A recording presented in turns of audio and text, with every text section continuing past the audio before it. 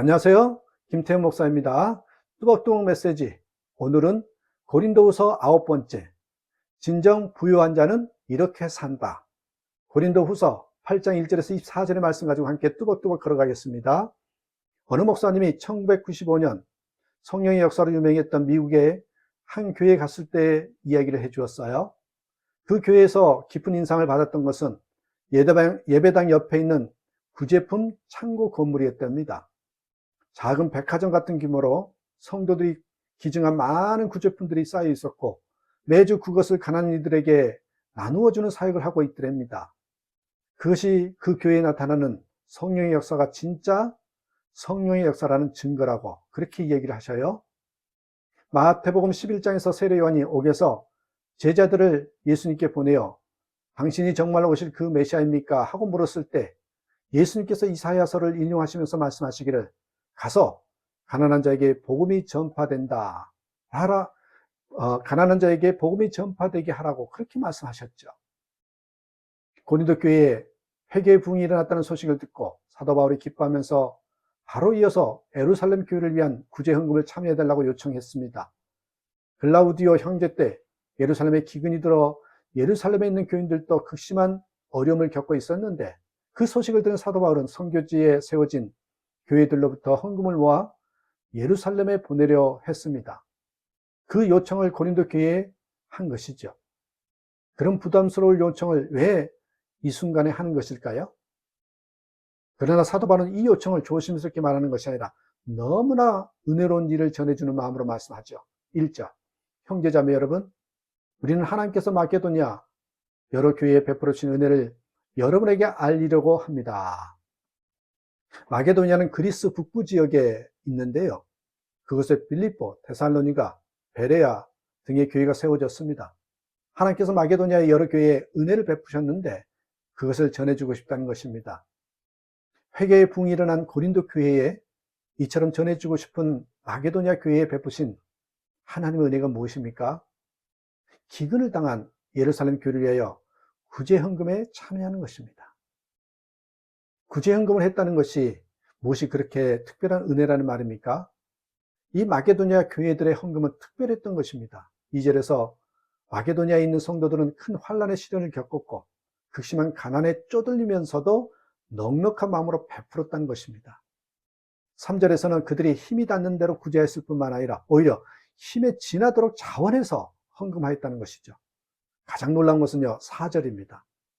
그들은 성도들을 구제하는 특권에 동참하게 해달라고 우리에게 간절히 청하였습니다. 아마 사도 바울은 마게도니아 지역의 성도들이 경제적으로 어려운 형편인 것을 알았기에 예루살렘 교회를 위한 구제 헌금에 부담을 갖지 말라고 했었던 모양입니다.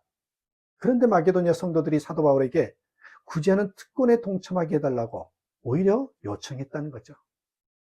구제하는 특권. 여러분, 구제하는 특권이라는 말이 사도 바울의 마음에 강하게 와닿았던 것 같습니다. 구제하는 특권이라는 말이 이해가 안 되는 사람이 있을 것입니다. 특권이란 특별한 유익이 있어야 성립되는 말이 아닙니까? 누구나 누릴 수 없는 일이어야 성립되는 말이 아닙니까? 그런데 구제가 특권이 될 수 있습니까? 그렇기 때문에 마게도니아 사람들이 엄청난 은혜를 받았음을 알 수 있는 것이죠. 그렇지 않으면 설명이 안 되는 것입니다. 5절에 보면 마게도니아 교인들은 헌금하면서 먼저 자신을 주었다고 기록을 해요. 5절. 그들은 우리가 기대한 이상으로 하나님의 뜻을 따라서 먼저 자신들을 주님께 바치고 우리에게 바쳤습니다. 그들은 돈이 아닌 자신을 드린 것입니다. 하나님을 만나고 주님과 동행하는 사람이 아니라면 있을 수 없는 일이죠. 여기서 우리는 은혜란 받는 것만 아니라 주는 것도 있음을 알 수 있습니다. 은혜란 받을 자격이 없는 사람들에게 베풀어지는 엄청난 사랑이잖아요. 그런 뜻입니다. 받을 자격이 없는 사람들에게 베풀어지는 엄청난 선물과 같은 것. 이런 은혜의 중심은 십자가죠. 무조건적으로 베푸시는 사랑입니다. 그 은혜를 정말 누리는 사람은 자신도 어려운 사람을 무조건적으로 돕고자 하는 마음이 일어나는 것입니다. 그것이 은혜라는 것입니다.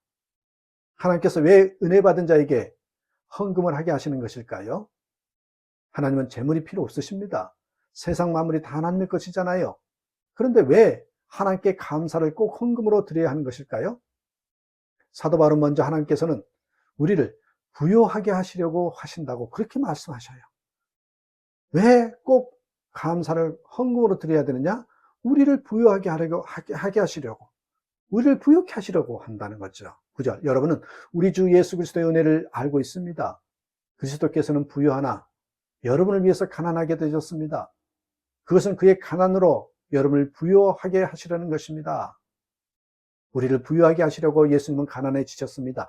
하늘의 보좌를 버리시고 사람들의 종이 되셨고 십자가에서 죽으셨습니다. 그런데 이처럼 우리로 부유하게 만드시는 것은 우리로 하여금 많은 사람을 부유하게 하시기 위함입니다. 그래서 어려운 이들을 돕고자 하는 마음이 일어나는 것이죠. 이것이 우리 안에서 생수의 강이 흘러나오는 영적인 원리입니다. 생수의 강이 흐르려면 사람을 향한 문이 활짝 열려 있어야 합니다. 하나님께서 하나님의 자녀를 부유하게 하시는 것은 가난한 자를 구제하기 위함입니다. 하나님께서는 오늘 전 세계 수많은 사람들이 배고픈 채 잠자리에 들어가고 길에서 잠을 자고 굶어 죽어가는 어린아이들을 보십니다. 우리는 도움이 필요한 사람을 보면 하나님도 그를 보고 계시다는 것을 알아야 합니다. 하나님께서는 하나님의 자녀를 부유하게 하셔서 우리가 그들을 먹이고 입히시려 하십니다. 요셉을 통해 7년 흉년일 때 주의 모든 나라 사람들을 구제한 것처럼 말이지요. 진정한 부유함은 다른 사람보다 많이 소유한 것이 아닙니다. 가난한 이들을 더 많이 돕는 것입니다. 사도 바울은 자신을 가난한 사람 같으나 많은 사람을 부유하게 하고 그렇게 말씀하셨어요. 여러분, 어떤 일이 있어도 마음의 재정에 대한 인색한 마음이 자리 잡지 못하게 해야 합니다. 하나님과 관계가 멀어져 있다는 증거이고 멀어지고 있다는 증거이기도 해요. 망하는 길로 서로 선 것이라는 거죠.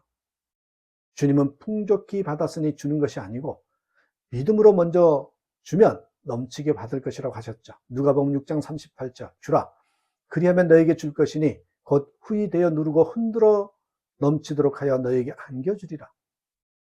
우리는 이미 복받은 자임을 믿고 주는 자임을 믿고 주는 일부터 먼저 하는 것입니다. 나는 하나님의 자녀야 라는 믿음은 나는 당연히 주는 자야 라는 의미입니다. 그러므로 구제의 기회를 놓치지 말아야 합니다.